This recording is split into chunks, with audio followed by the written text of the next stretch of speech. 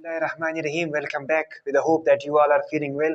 आज का जो हमारा टॉपिक है वो है रिस्पायरेटरी डिसऑर्डर्स, यानी वो खराबियां, वो बीमारियां जो हमारे जो एयर पैसेज वे, जहाँ से हमारी सांस यानी एयर गुजरती है, उसमें अगर कोई प्रॉब्लम हो, for example any irritation due to germs वगैरह, this problems are known as respiratory disorders. A very important topic जो हमारा है, जिसका कनेक्शन है, it is related to our respiratory disorders या respiratory system. अब यहाँ पर 4 disorders are there of our respiratory system. One by one we will discuss. Don't go anywhere. Watch the video till the end. Okay.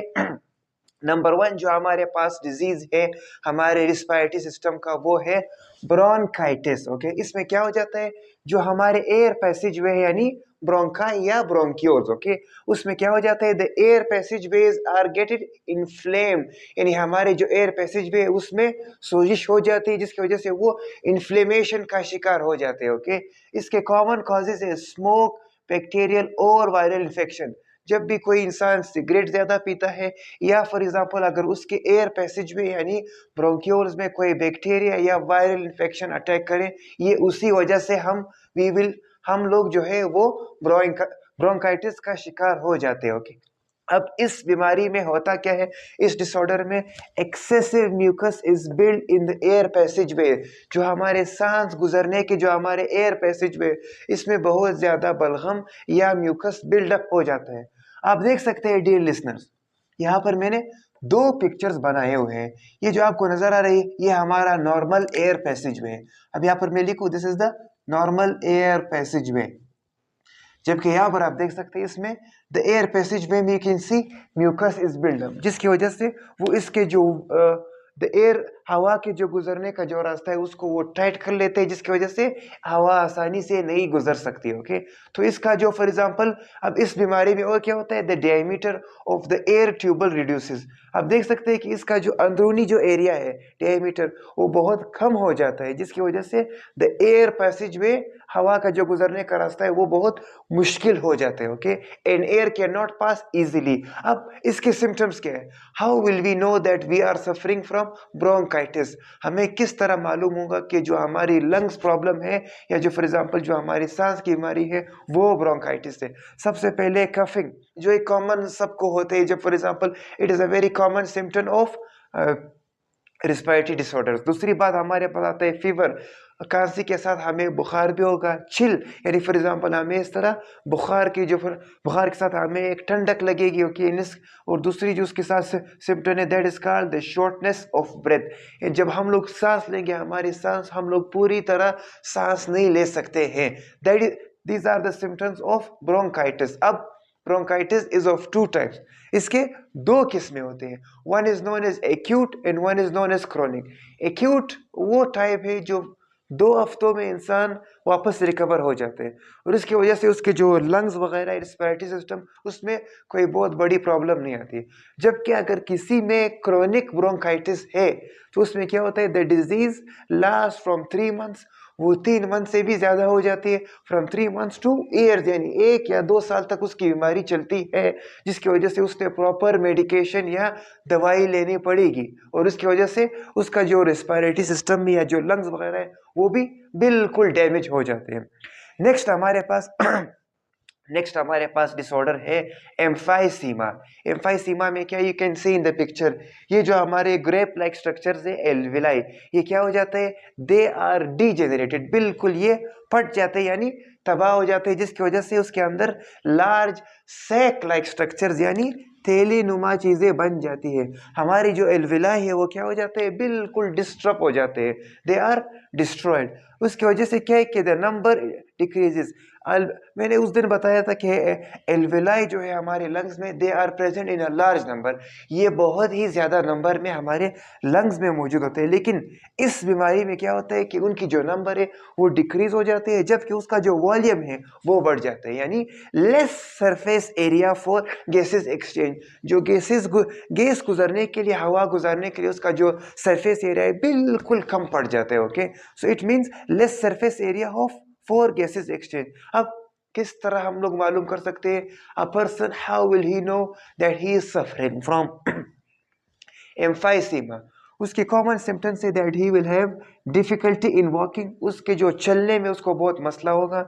Lungs loses elasticity, यानी उसके जो lungs की जो लचक है, ओके, दैट इलास्टिक पावर ये ख़त्म हो जाएंगी। And he can not exhale air, वो हवा तो ले सकता है, he can inhale but he can not exhale, यानी वो हवा को दोबारा बाहर माहौल में he can not exhale the air.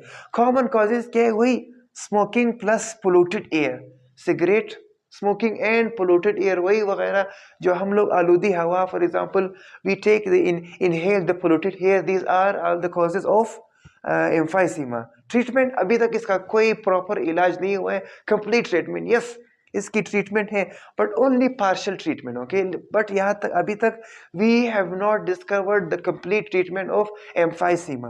अब what how we can prevent ourself, किस तरह हम लोग अपने आप को रोक सकते हैं एम्फाइसीमा से? Avoid smoking and regular exercises, इसका सबसे बेहतरीन इलाज हल क्या है कि हम लोगों ने बिल्कुल स्मोकिंग नहीं करनी है, सिगरेट को बिल्कुल छोड़ देना है और रेगुलर एक्सरसाइज करना है। यहाँ पर एक और टर्म है COPD, that term is chronic obstructive pulmonary disorder. So COPD, okay, ये जो दो डिजीजेज है, ब्रोंकाइटिस एंड एम्फाइसीमा, ये दोनों इस ग्रुप से बिलोंग करते हैं जिसकी मेन कॉजेज क्या है? Cigarette smoking. सिगरेट स्मोकिंग की वजह से ही ये जो दो बीमारियां हैं, ये जो एक टर्म है COPD, ये इंसान इसमें इफेक्ट हो सकता है। तीसरा हमारे पास डिजीज है नमूनिया, ये वो रिस्पिरेटरी डिसऑर्डर है जिसमें हमारा एक लंग, वन लंग या बोथ लंग्स आर अफेक्टेड। अगर दोनों लंग्स इफेक्ट हो जाए then we call it double pneumonia. Common causes क्या है? All the micro organisms, bacteria, virus and fungi. How? ये जो माइक्रो ऑर्गेनिजम्स है ये हमारे एल्विलाई लंग्स में जाकर वहां पर सेटल करते हैं, फिर ये हमारे एल्विलाई में ग्रो करते हैं जिसकी वजह से हमारे लंग टिश्यू को बिल्कुल डैमेज या खराब कर लेते हैं। अब इसके सिम्टम्स क्या है?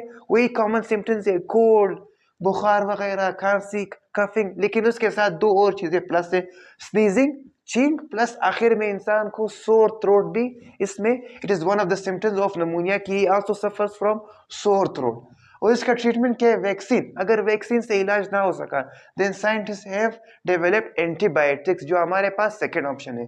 आप देख सकते हैं, यू कैन सी कि in this diagram I have drawn the two lungs, okay, both lungs are normal, लेकिन you can see जो हमारा राइट लंग है, sorry left lung, we can see the last part is black।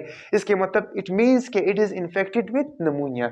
Last disease हमारे पास है आस्मा, okay, इसको हम लोग ये भी कह सकते हैं दमे की बीमारी। इसमें क्या हो सकता है? द पर्सन या the patient suffers has difficulty in breathing, सांस लेने में उसको तकलीफ या दुश्वारी महसूस होती है। और दूसरी बात क्या है कि सडन ही स्टार्ट्स कफिंग, एकदम से उस पर खांसी का भी अटैक आता है, यानी और फिर अचानक suddenly he gets a relief, और फिर एकदम से उसको रिलीफ यानी सुकून मिल जाती है। सो इस that is called repetition, okay, and then he occurs, okay. अब इसमें क्या होता है कि द पर्सन सडन अपीयर्स, एकदम से उसको बीमारी आती है, ही suffers, he has a difficulty in breathing, फिर उसके बाद एकदम से खांसी, और फिर एकदम से he has a relief and that appears, और फिर ये बार बार रिपीट होती है। दूसरी बात हमारे पास आता है, इसके सिम्टम्स क्या है? The person suffers has difficulty in both inspiration and expiration, सांस लेने में भी उसको तकलीफ है और एयर को दोबारा एक्सहेल करने में ही आल्सो सफर्स प्रॉब्लम्स। और उसके बाद क्या है? When ever he is exhaling sound, या जब वो एयर को इनहेल कर रहा है तो वो इस दौरान ही प्रोड्यूसेस अ विस्लिंग साउंड, एक सीटी वाली आवाज पैदा हो जाती है ड्यूरिंग ब्रीथिंग। कॉजेस क्या है? मेनली इसके कॉजेस क्या है? Allergic reaction. इसके मेन कॉजेस क्या है कि जिसके घर में फूल ज़्यादा होते हैं वो उन पोलन ग्रेन से उसको एलर्जिक रिएक्शन होते हैं, या जब हम घर में झाड़ू करते हैं हाउस होल्ड डस्ट से द पेशेंट सफर्स, उसको उससे एलर्जिक रिएक्शन हो जाती है। ट्रीटमेंट क्या है? एंटी इन्फ्लेमेटरी ड्रग्स, जो हमारे ब्रोंक्यूल को क्या करते हैं? डायलेट करती है, हमारे जो ब्रोंक्यूल के मसल्स है उनको डायलेट करती है। और फिर यहाँ पर एक डायलेटर भी इस्तेमाल कर सकते हैं, दैट इज कॉल्ड इनहेलेंट। इसमें हम लोग मेडिसिन को पाउडर फॉर्म में या लिक्विड फॉर्म में डिजोल्व कर लेते हैं, जिसकी वजह से फिर उस पेशेंट को देते हैं, जिसकी वजह से उसके जो मसल्स है वो रिलैक्स हो जाते हैं। डायग्राम में आप देख सकते हैं दो ब्रोंक्यूल है, one is a relax bronchiole जिसमें एक नॉर्मल पर्सन का है, और एक आप देख सकते हैं एक आस्थमेटिक पेशेंट की जो ब्रोंक्यूल है वो आपको एक टाइट नजर आ रही है, ओके। सो ये था हमारे रिस्पिरेटरी डिसऑर्डर्स। आई होप कि आप लोग मेरे इस टॉपिक को समझ चुके होंगे और आप लोगों ने इसको इंटरेस्टिंग एंड इंफॉर्मेटिव ले लिया होगा। फिर मेरे इसी तरह और वीडियोस के लिए मेरे चैनल को सब्सक्राइब करना ना भूलें। Thank you.